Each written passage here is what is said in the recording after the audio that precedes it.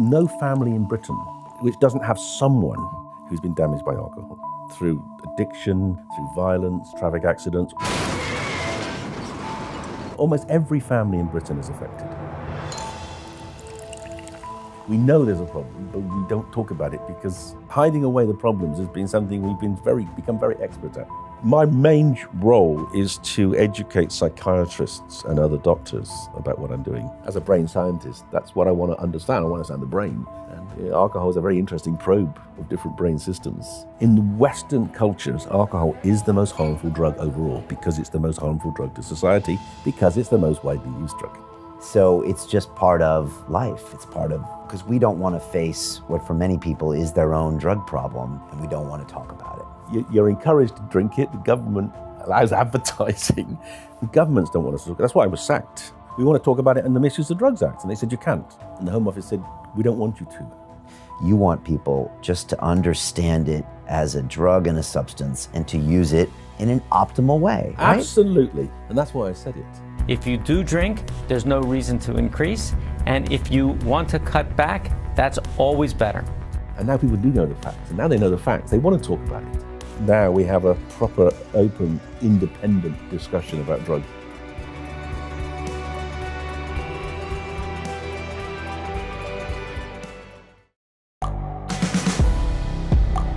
The world is changing. Inspiration is everywhere. It has never been so easy to connect, share, and bring people together. We're learning from others and finding the best in ourselves.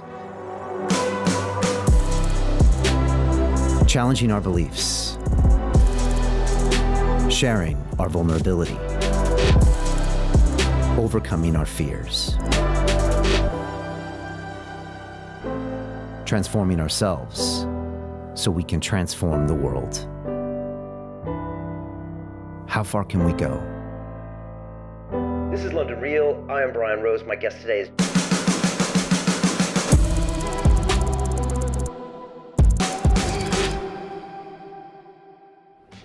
Professor David Nutt wants to talk to you about alcohol and drugs.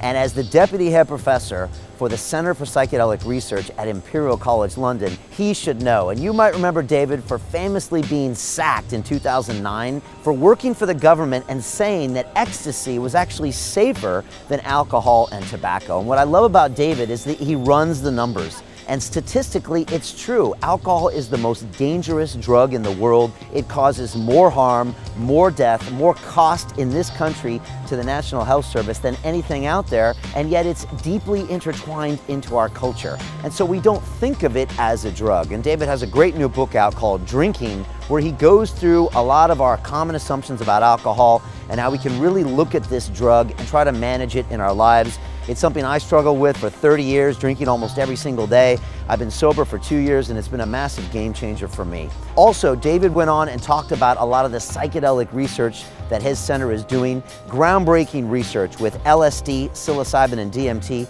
to get people suffering from addiction, depression, anorexia. This is a fascinating episode. David Nutt is an extreme pioneer in this space. He's a man we should build a statue for. I love his spirit, I love his ideas, and I love his work, and you are going to love this incredible episode with David Nutt. This is London Real. I am Brian Rose. My guest today is Professor David Nutt, the neuro-psycho-pharmacologist specializing in the research of drugs that affect addiction, anxiety, and depression. You are the deputy head for the Center for Psychedelic Research at Imperial College London, alongside Dr. Robin Carhart-Harris and Dr. Rosalind Watts, both of whom recently appeared on the show. In 2009, you famously asserted that ecstasy and LSD were less harmful than alcohol, and you were subsequently fired from the Government Advisory Council on the Misuse of Drugs. Your latest book, Drink, explores the science of alcohol, its detrimental effects on one's health, and the damage it causes to humankind. David, welcome back to London Real. A pleasure being here, Ryan. This is your third time on this show, David. Over 6 or 7 years. Lifetime Achievement Award. Look, it's great to have you back. We've got a lot to talk about. The book is very interesting.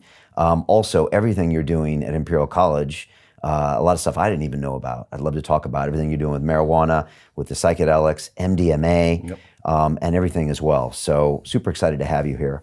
I wanted to kick off and talk about something that I posted recently and the reaction I got to it. So as I think I just told you, I've been 2 years now without alcohol. Right. Before that, if I could be really honest, I probably struggled with alcohol for 30 years of my life. Started drinking in my teens, like a lot of people, and then pretty much drank heavily in college at my fraternity house, then on to Wall Street, where that was kind of what we did, and pretty much drank every day for a large part of my life. And it was something, David, that I just couldn't figure out. And it was something I struggled with because, you know, if you look on the degrees on my wall, I'm supposed to be a smart guy, but I couldn't figure this out. And it was damaging me physically, my self-esteem, and I could never really figure it out. And I posted this 20-minute vlog talking about this on my channel, and it's been watched about 150,000 times. Wow. And so I think it shows me that a lot of people struggle with this. Indeed. A lot of people don't understand what's going on. And I think it's because it's wrapped up with a lot of things you talk about in the book, because it's not considered a drug by many, which has been kind of the story of your career. It's woven into the fabric of our society. Correct. And you could have a grandfather that would never do drugs, but he'll drink a fifth of Jack Daniels every day. Exactly. And so it was really eye-opening to me the way people reacted and responded to this confession. For me, it's been a powerful just thing for me to realize. And I mentioned one of the movies we made last year was Iron Mind, and you probably didn't know, but I openly talked about my struggle also with heroin in 2001, and even an overdose I had when I was in New York City. Oh, wow. So I've kind of been through various stages of different types of drugs and can understand the harmfulness and less harmfulness, but I thought I would just kick it off mentioning that, and the fact that a lot of people, I think, are interested in understanding alcohol, their relationship with it. And so it's powerful that you wrote this book. Well, that was one of the reasons I wrote the book, because if you remember, I start off, the very first paragraph is about how my first evening at university, I'm confronted with the effects of alcohol on 18-year-olds, effects I'd never seen before. I hadn't really drunk very much before I went to university. The first night, the medical students were sitting around, and then one of them, they get drunk, very drunk, I get a bit drunk, and one of them just starts to cry, and I'm thinking he's going to kill himself. He's weeping and wailing, and I'm saying, should we get an ambulance? And another one of the other guys who went to the same school as him said, no, he's always like that when he's drunk. And I'm thinking, wow, isn't that interesting? You know, this drug which you can just go and buy in the shops can produce these enormous changes in people's minds. And in fact, that guy had problems with alcohol most of his life. The guy that told me not to worry actually died of alcoholism.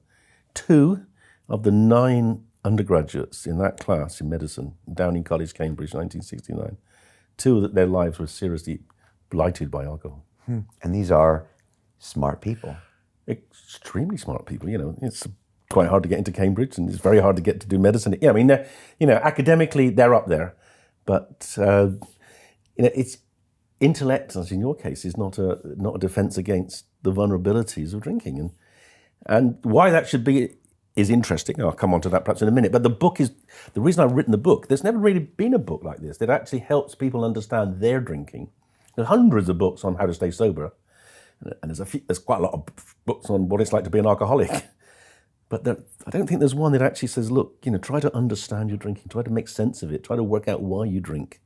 And if you are having problems, well, actually, this is the first book that sort of helps, I think, people make sense of the normal problems as opposed to the extremes, which is like, if you're losing your job because of drink, well, you've got a problem. But a lot of people get into difficulties with drink without even really understanding. Right. Why do you have a hangover? Why does it affect me less when I eat?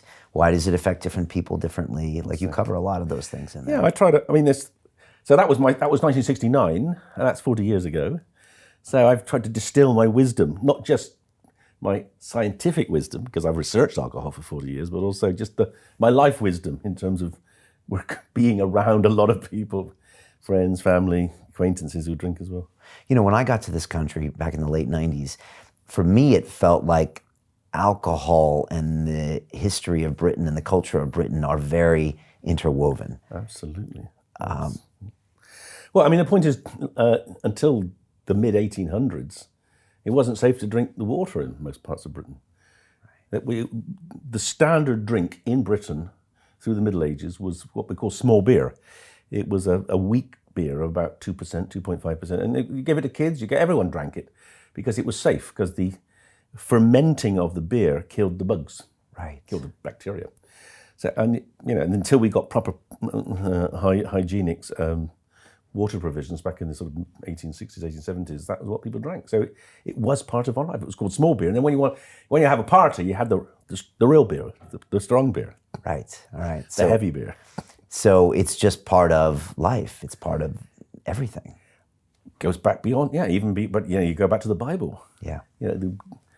One of Jesus's great miracles was turning water into wine, because you couldn't celebrate a wedding appropriately without wine. Of course, the ancient Greeks used alcohol a lot, along with psychedelics, particularly the sort of ergot fungi, to get experiences and alter their consciousness. The Romans had their back in there. Alcohol pervades Western society. Yeah. And that's why I watched one of your interviews that you did on the BBC maybe 6 years ago back today. And when you start bringing up some of your research and start telling them that factually these drugs that have all of this emotional baggage like LSD and MDMA and crack are maybe be less dangerous than alcohol, it's just funny to see sometimes that people have this reaction like, no. This is what I have, my grandpa had, I have at my weddings, and this is for those people over there that are throwing their lives away. It's visceral. And it's visceral because people don't want it to be true. So there are two things I would say about this. The first is that at both a conscious and a subconscious level, people are fearful of other drugs, illegal drugs, because it helps deflect their attention away from the problems of alcohol at a personal level, but also at a political level. Politicians love to get hysterical about a new drug because it means they can do something about drugs, and they don't have to be held to account over their failure to deal with the problems of alcohol. Right. So that's the first thing. The second thing is that I would say that there's almost no family in Britain, if you look at an extended family, 3 generations, in which doesn't have someone who's been damaged by alcohol through addiction, through violence, traffic accidents, or being a victim because of someone else who was drunk and violent. Right. Almost every family in Britain is affected. But we don't own up to it. Right. We kind of push it under the carpet. We know there's a problem, but we don't talk about it because, well, we don't know what to do about it. We're embarrassed. And so that shoveling alcohol, hiding away the problems has been something we've become very expert at. Very good at. And so, because we don't want to face what for many people is their own drug problem because their own dependency on alcohol Absolutely. to a certain extent. Yeah. And since it's not a drug, it's alcohol or a tobacco, it's normal and we don't want to talk about it. And governments don't want us to talk. That's why I was sacked. Because they did not want. We said, well, look, alcohol's a drug. Obviously, alcohol's a drug. Of course, it's a drug because it changes the way your brain works. Of course, it's a drug. And they said, no, we want to talk about it in the Misuse of Drugs Act. And they said, you can't. And we said, of course, the Misuse of Drugs Act doesn't say we can't. And the Home Office said, we don't want you to. And we said, well, I don't care. We're going to, that's science. We've got to do it. And that's why I got sacked, really. Because once you start evaluating the comparative harms, particularly to society, of different drugs. You see alcohol is way, way more damaging to society than ecstasy or mushrooms or LSD. It's the most damaging drug to society as a whole. It is. And what's interesting about that is that we did that very sophisticated analysis back in 2010, published in The Lancet. That was really why I got sacked, because it kind of showed it was, and I said it was. But then two things have happened subsequently. The first was that the European Director of Justice gave us some money to redo that analysis in Europe. He was particularly interested in the comparative harms of other drugs, but we said, of course, we've got to do the same 20 drugs. We've got to put alcohol in. And we redid it with 30 European experts, 20 different countries, and alcohol came out the top there. Then last year, we redid it in Australia, same thing. In the Western cultures, alcohol is the most harmful drug overall because it's the most harmful drug to society, because it's the most widely used drug. Right. And it creates all sorts of collateral damage. If you go to the A&E, the emergency room on a weekend, it's almost all alcohol related. Absolutely, up to 90%, that's right. And we put up with that. And we put up with that. We put up with that because the media lie about it. There's this terrible, the reason alcohol is never in the spotlight is because politicians don't want it there because they get kickbacks from the drinks industry. The drinks industry doesn't want it in the spotlight because they're making it, I mean, it's the easiest way to make money is to sell booze. The margins are ridiculous. Absolutely. Yeah. And then the newspapers are in the pay, I mean, the newspapers get a lot of support, encouragement for the drinks industry, free booze, not to take on criticism, or not to criticize or accept criticism of the drinks industry. So you find if for every time I say something that is critical, you get nanny state, you get scaremonger, you get let us drink what we want, we're adults and all that kind of crap. And actually, the only way I think we can get around this, apart from education, as in the book, is one, but the only other way is to keep banging on about the cost implications. For a normal rate taxpayer, about £1,000 of your tax each year is going to support binge drinking.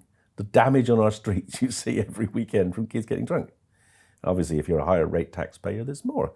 Now, I calculated if we had brought in just a simple measure like they're doing in Scotland, minimum unit pricing, which would have no impact on the cost of what the taxpayers pay, because they're buying booze at more than the minimum price anyway. But it would reduce consumption in young people, reduce consumption in people who are alcohol dependent. By reducing consumption in those two extremes, you actually reduce the costs of alcohol because they're the ones that are getting into fights, those are the ones that are going to hospital.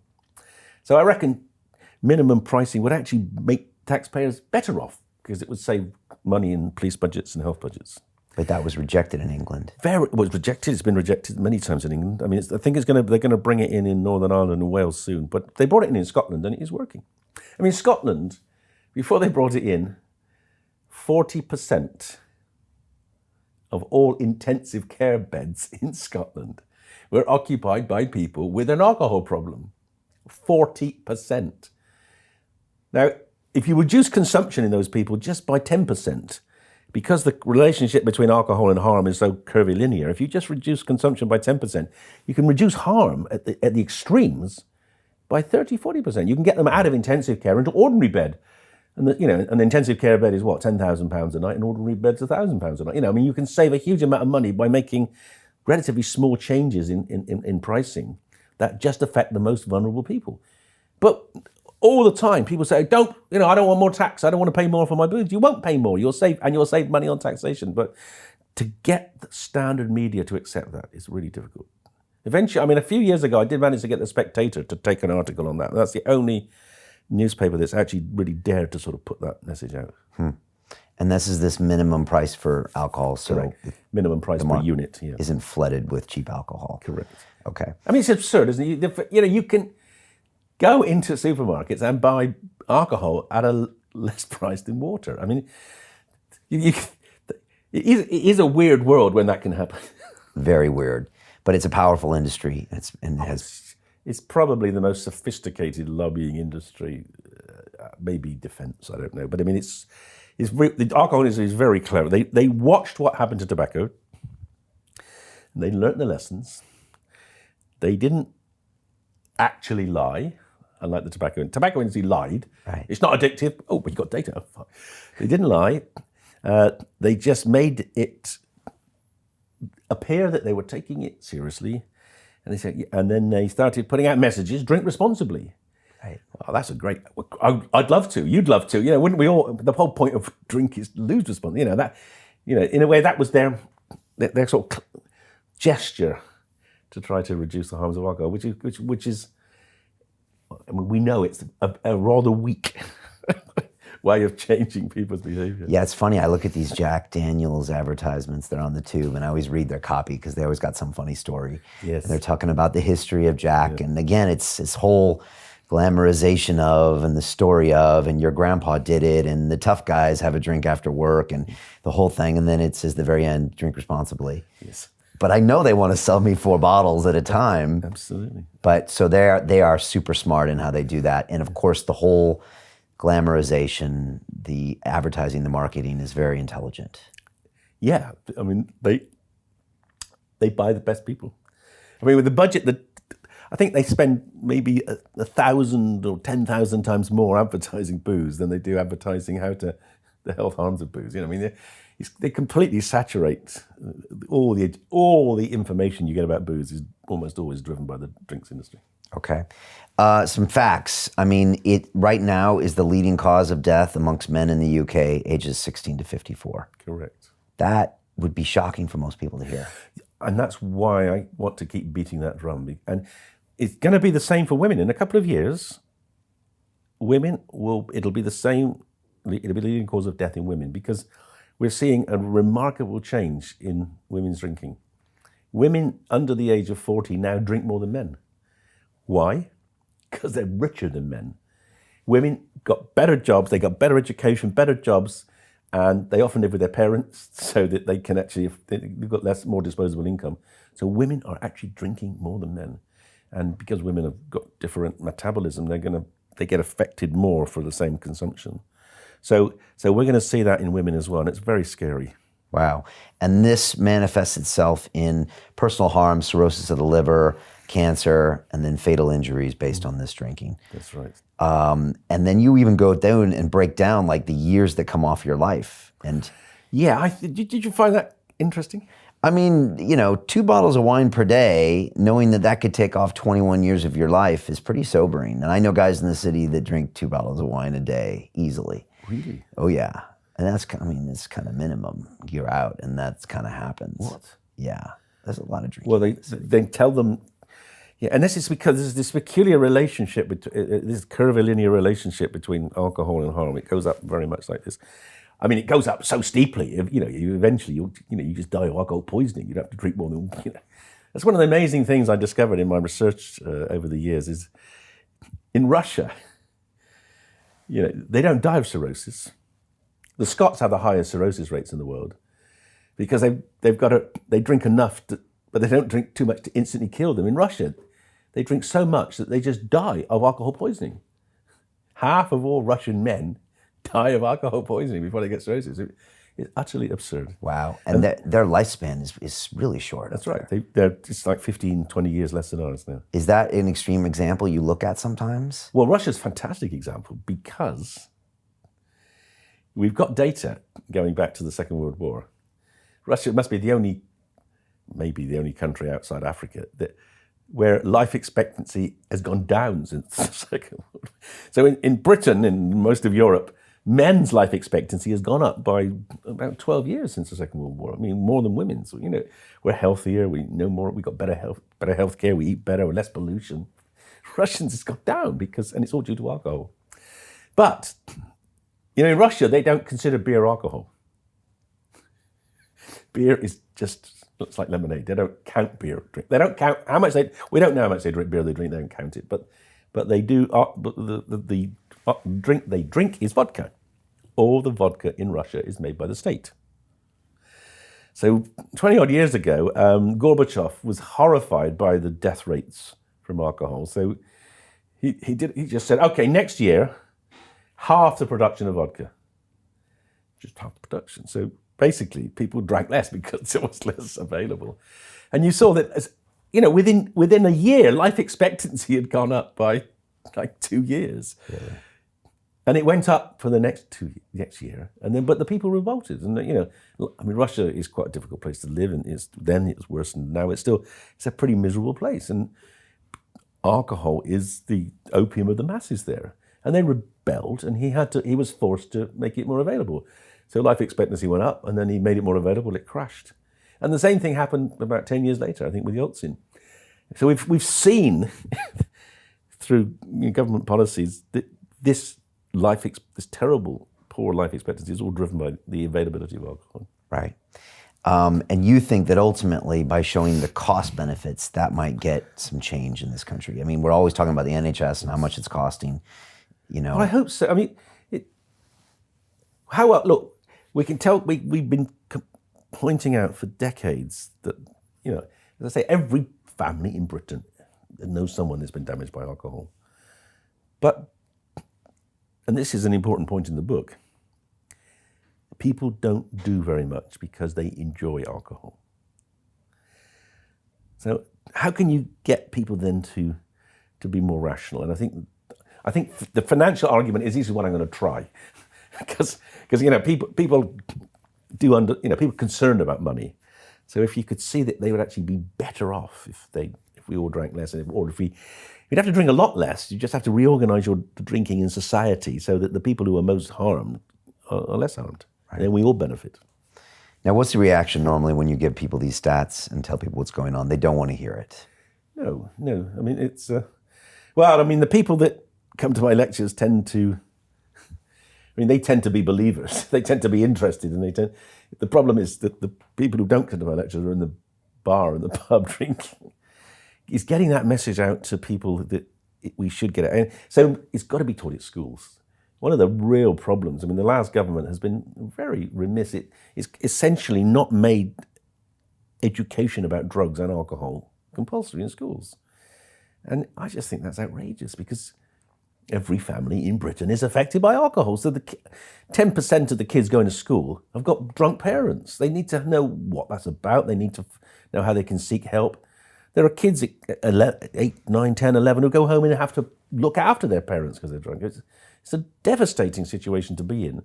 But we don't allow the children to talk about it because we don't talk about alcohol and drugs at school. Right. So we need to have more of a conversation and talk about what's happening with these kids. I'll tell you a remarkable thing. Perhaps the most remarkable phone-in I ever did was, I think about a year and 18 months ago. I did it on the Radio 4 program called You and Yours. And it was a phone-in for people who had, as children, had their lives negatively affected by a drinking parent. They got more phone calls on that program than in any other of this is a consumer affairs program, You and Yours, that ever had. Most of them, and I was listening for the 45 minutes, most of them were people over the age of 50 who were still traumatized by the damage they'd experienced as a child from their drunken parents. It had never left them. And that was just so moving and so chilling. If you can't forget that kind of treatment as a child. It's a kind of abuse. It's not necessarily, it can be active, but it can be just passive. But having to, worry if you're going to come home and your mother's going to be dead or falling on the floor, it's very disturbing to the children. Yeah, it's definitely something that's on a lot of people's minds. And I think that's why I got so many comments and views on this vlog, because I think it's something that's affected so many people, their own drinking, other people's drinking, and it's something they can't necessarily control. And they don't have a drug problem, so it's okay because everyone's doing it. Well, this is why it's such an interesting drug. Right. Because apart from caffeine, actually, it may be more popular than coffee. I don't know, but it's the only really psychoactive drug that changes the way you think and feel that pretty much everyone has experienced. So and that's, for me as a scientist, is very interesting. So when I give lectures, I give lectures often about addiction to psychiatrists, and I say, let's look at the nature of addiction, right? Let's think about addiction. So how many of you drink? 60, 70% put their hands up. How many of you are alcoholic? No one puts their hand up. And I say, well, isn't that interesting? Some of you are lying, but never mind. But more than that, it tells you that because we know that 10% of drinkers they're different. So we have a legal drug, the government endorses, and some people drink safely and some people don't. So that must be a difference in the person. It's not about will, it's about the fact that their body responds differently to the drug. And again, there's a lot about that in the book, trying to understand the vulnerabilities that people have why some people actually lose control when they drink and others drink excessively to deal with problems like stress. And what are some of those facts? I mean, you talk about having a drink diary in there. You talk about understanding how alcohol affects different people's genetics and different cultures. And like, what are some of the things you want people to understand? Well, the first thing is I want people to understand that having a problem with alcohol is not your fault, because not everyone has it. So how can it be your fault? I mean, you're encouraged to drink it. The government allows advertising. It wants you to drink. You have a problem with drink. It's definitely not your fault. So the question then is, the first important thing is then, can you recognize you've got a problem?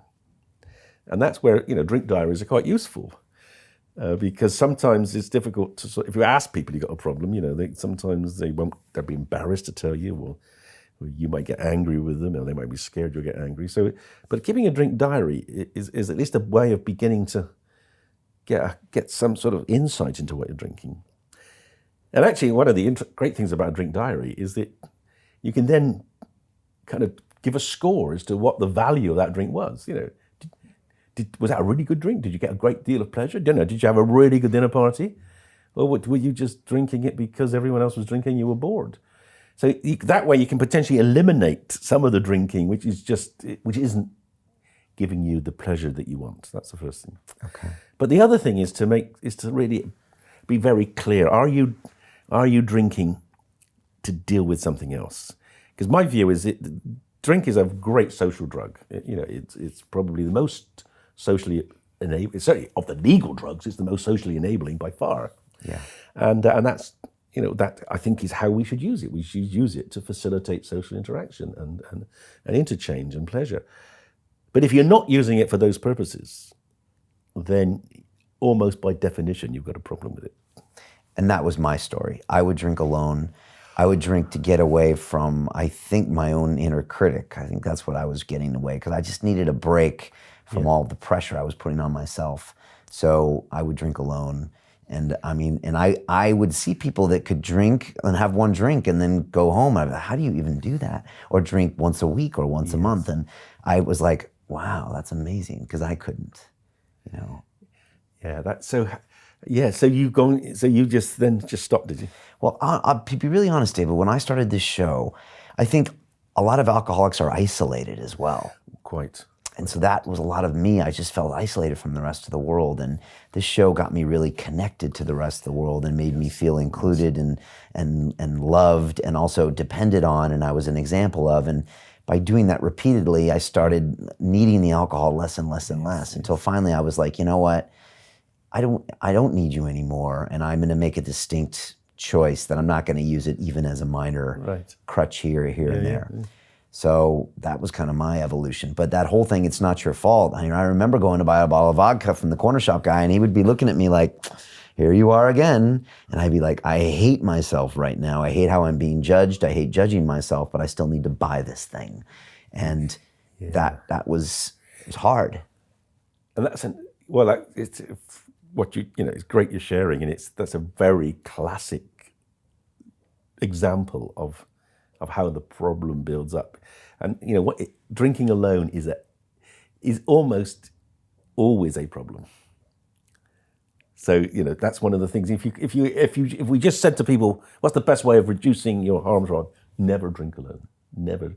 If you could do that, it's difficult. And that's the other thing. So why is it difficult?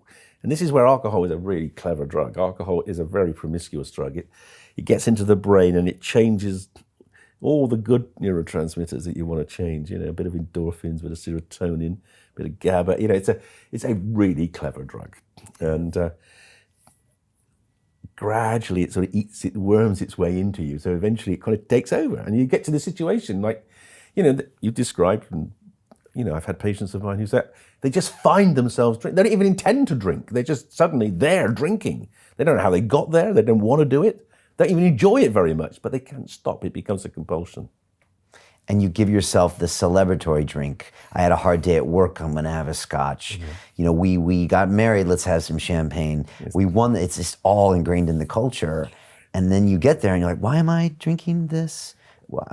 you don't know why sometimes you're doing it anymore. No, because it becomes, see, this is one of the interesting things, and this is true of other addictions as well, but Yes. alcohol is the kind of the biggest problem because it's the most used drug, but it's that your brain is a really efficient organ. Your brain tries to make as much of what you do habitual as possible. You don't want to be thinking about everything, because Right. Thinking's hard work. You want it just be, imagine if you had to think every time you made a sentence, if you had to write it down before you go mad. So your brain, it learns to be very, very efficient. And when you start drinking, it just learns to take over and to stop it being conscious and make it a habit. And once it becomes a habit, it's like biting your nails or habits are really hard to break. They're in a different part of the brain. Actually, it's very hard to unlearn. Once you've learned something to a habit level, it's very hard to unlearn it. And that's why so many people relapse. Right, and you see an old buddy, and you're always having a beer with him, and end of a long day, and it's already there. It's Or a even habit. just talking about it. I begin to salivate for my next beer. I'm thinking, a long day for me. I really could, it'd be lovely to have a bit cold beer now, chatting with you, because it's very conditioned. Yeah, and that's what I love about you, David, because you have a wine bar in Ealing.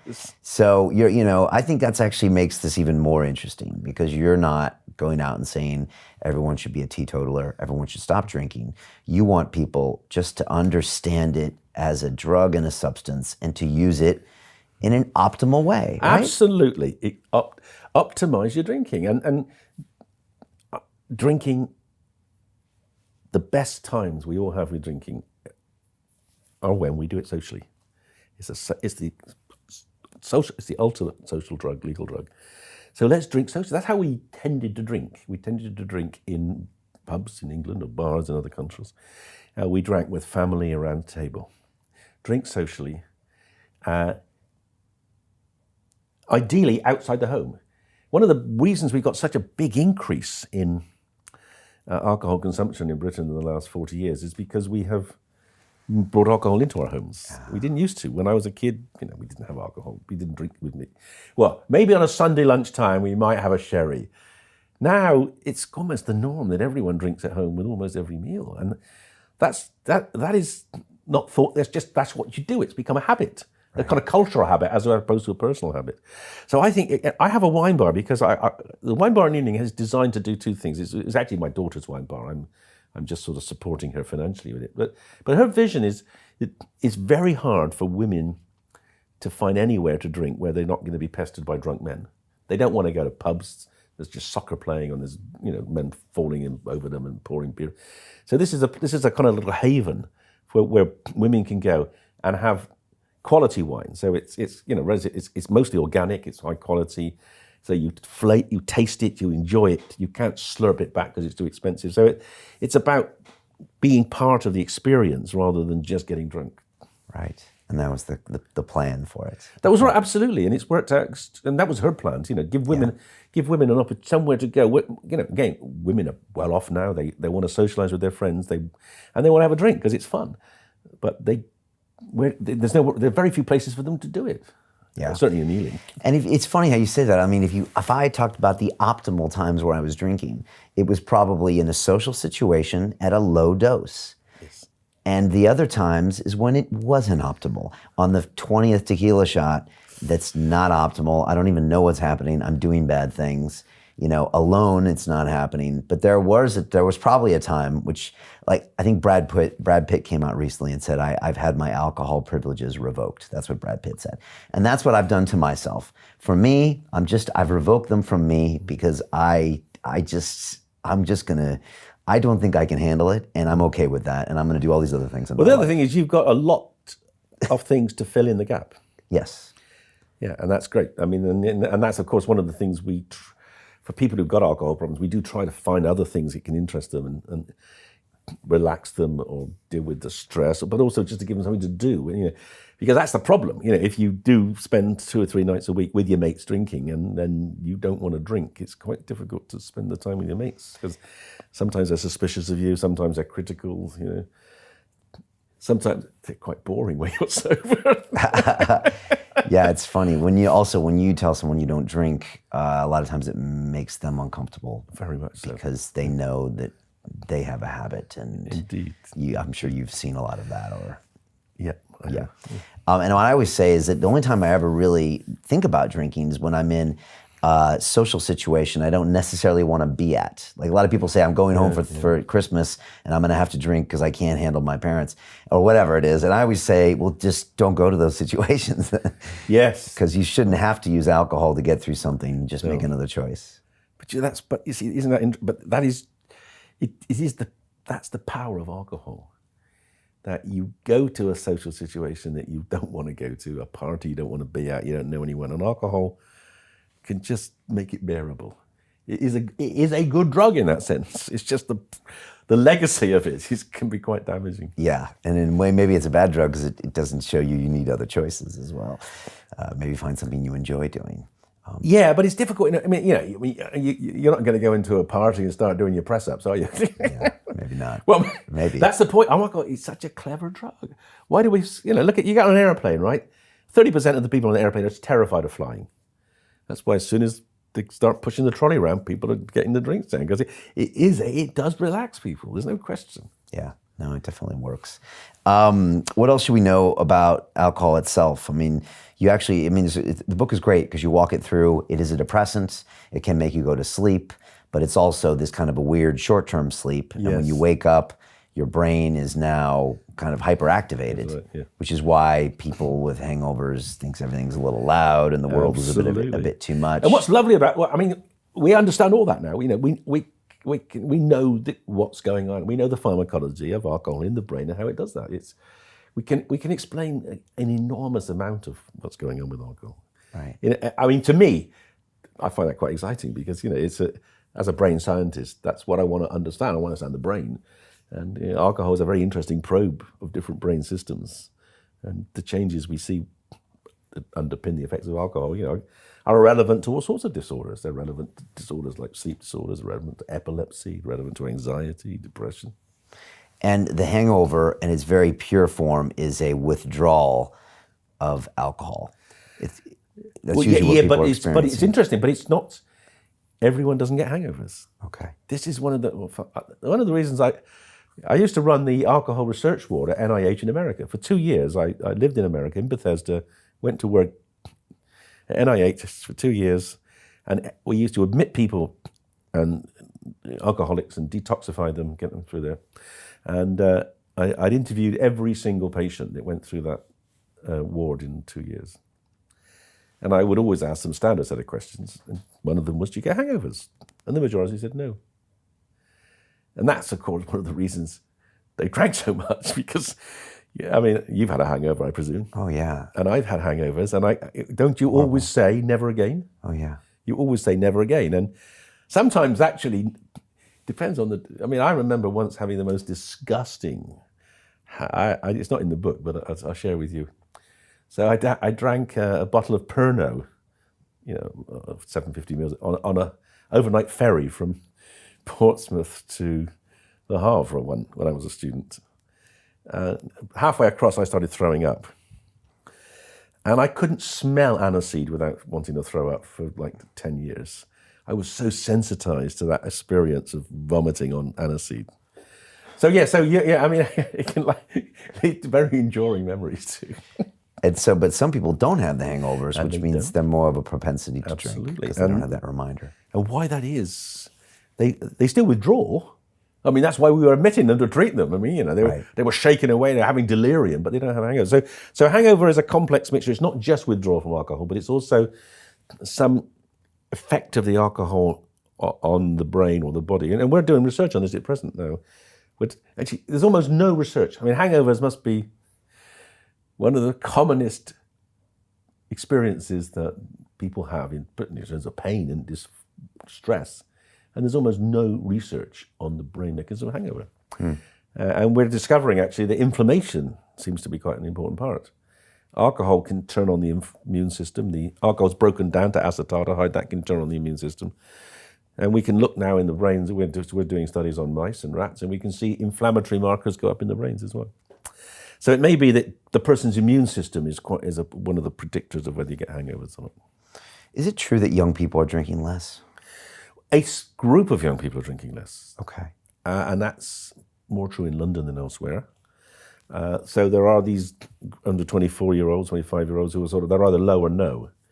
And they're doing it for reasons of you. They're doing it because, they're your followers.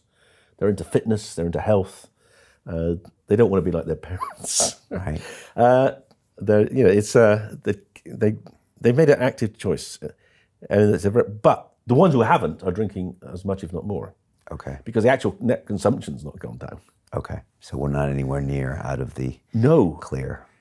I had this wonderful conversation a few years ago when usually they used to wheel me out as a sort of contrarian in press meetings, where they'd have the drinks industry and the pro-drinks lobbyists and all that. And I remember one of them said to me, one of the drinks guys said to me, he said, well, look, David, he said, you're going on about this alcohol problem. Yeah, okay, so it's gone up, 5-fold in the last 20 years, but at least it's flattened out now. Isn't that a good thing? And I thought, no, it's not a good thing, because if you say it's flattened and it's a good thing, then we don't have to worry about the fact it's still 5 times higher than it should be. But that's the kind of way the drinks industry, very, very clever. Well, it's not going up anymore, so it's all right. If it's not rising, it's all right. And to which my response in the book is, well, actually, it's risen by this much. Deaths have risen by 3-fold, 4-fold in terms of liver. So it's not all right. And look at France. If you reduce it to where it was before, you will reduce deaths. So no, it's not all right. To continue watching the rest of the episode for free, visit our website londonreal.tv or click the link in the description below.